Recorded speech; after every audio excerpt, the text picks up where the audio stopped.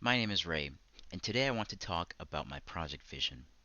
Every day we open our phones and scroll through a feed that feels personal, relevant, and even comforting.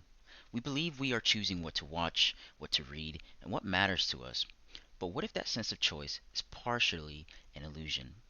My design question is this: how might we design an experience that helps users recognize when algorithmic feeds are shaping their beliefs about what is true or important? This question matters because today most information people encounter is filtered before they ever see it. We don't just search for the reality anymore. In this case, reality is curated for us.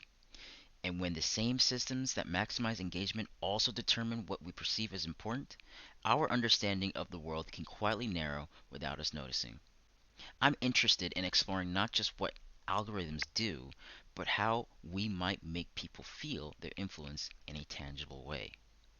Algorithms are now central to how society consumes information. Platforms like YouTube, TikTok, Instagram, and news aggregators personalize content to increase attention and retention.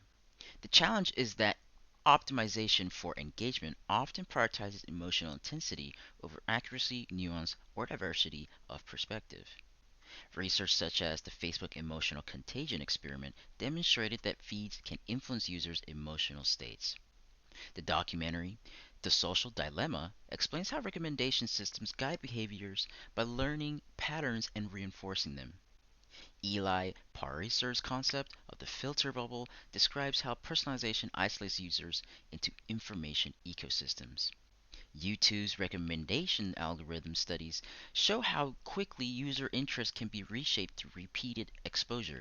And MIT research on the spread of false news online found that misinformation travels faster than factual reporting due to emotional engagement. The major challenge is that algorithmic influence is invisible. Users feel autonomous while their choices are continuously guided. Because the system feels neutral, it becomes difficult to question. Addressing this problem matters not just for the media literacy, but for civic discourse, mental health, and the ability to share a common reality. Media artists have already begun exploring this invisible shaping of perception. The project Asunder by Tega Brain, Julian Oliver, and Banked uses AI to simulate decision making systems affecting the environment, showing how automated systems act beyond human comprehension. The Glass Room by Tactical Tech creates a museum like installation exposing how personal data and profiling operate behind digital services. Unfit Bits by Tega Brain playfully manipulates fitness trackers to question how systems interpret behavior. ImageNet Roulette by Trevor Paglen and Kate Crawford reveals bias inside machine vision classification systems. And Hetostero's How Not to Be Seen explores visibility and invisibility with digital systems of surveillance and representation. These works don't simply explain technology, they create experiences where people confront the system directly. In this case, my project or my vision for this project builds on that idea. Awareness comes not from instruction, but from participation. My broader vision is the creation of algorithmic literacy environments, spaces where people don't just learn about algorithms, but experience how they reshape perception in real time. Instead of teaching users through warnings or labels, these environments would let people live inside different realities generated from the same starting point. Imagine entering a digital space where your interests gradually narrow, topics repeat, and emotional intensity increases, while another user, starting from the same point, sees a completely different world. Over time, participants realize they are not discovering truth, but inhabiting a constructive perspective.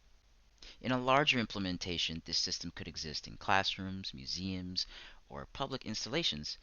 People would compare their experiences afterwards and confront how differently their realities developed. The goal is not to eliminate algorithms, they are unavoidable, and sometimes they are useful, but to make their shaping power perceptible.